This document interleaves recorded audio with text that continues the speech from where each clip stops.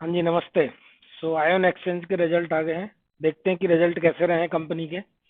तो ये revenue from operations देखते हैं।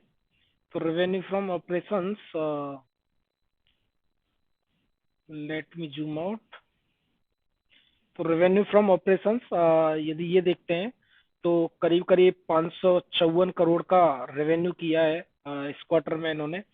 और पिछले क्वार्टर में सेम था 532 करोड़ का, 533 करोड़ मान लो आप। ये जो फिगर है वो लेख में है, बट मैं करोड़ में पढ़ रहा हूँ क्योंकि जो डिवाइड बाई 100, सो करोड़ में आ जाता है नंबर।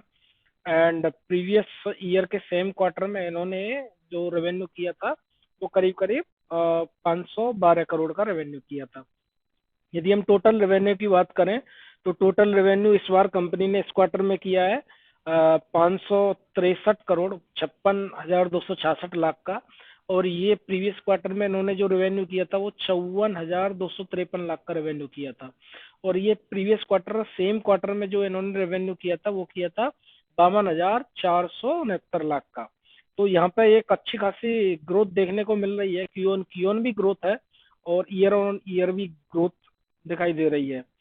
अब यदि हम इनके टोटल एक्सपेंसेस की बात करते हैं तो इनका जो एक्सपेंस हुआ है इस क्वार्टर में वो एक्सपेंस आया करीब करीब 496 करोड़ रुपए का।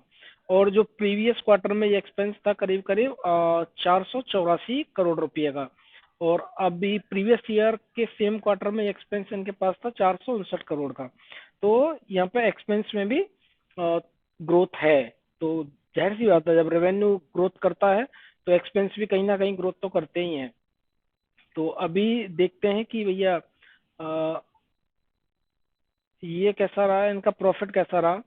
तो प्रॉफिट बिफोर टैक्स की बात करें, तो प्रॉफिट बिफोर टैक्स की बात करते हैं हम।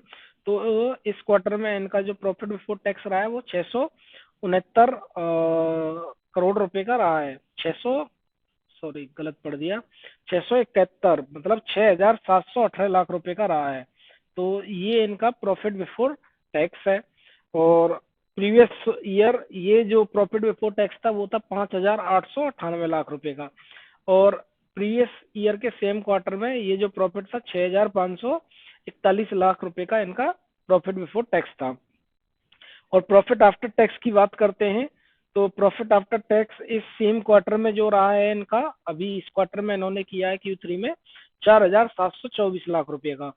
और ये प्रीवियस, मतलब प्रीवियस क्वार्टर में ये था 4,235 लाख रुपए का। Same quarter previous year 4,769 lakh रुपए का। तो यहाँ पे यदि देखा जाए तो ईयर ऑन ईयर जो पैट है उसमें कोई खास ग्रोथ नहीं है, पर क्यू ऑन ग्रोथ अच्छी है। यदि हम टोटल इनकम की बात करते हैं तो इनकी टोटल कंप्रेहेंसिव इनकम आती है इस क्वार्टर में 4,702 लाख रुपए की।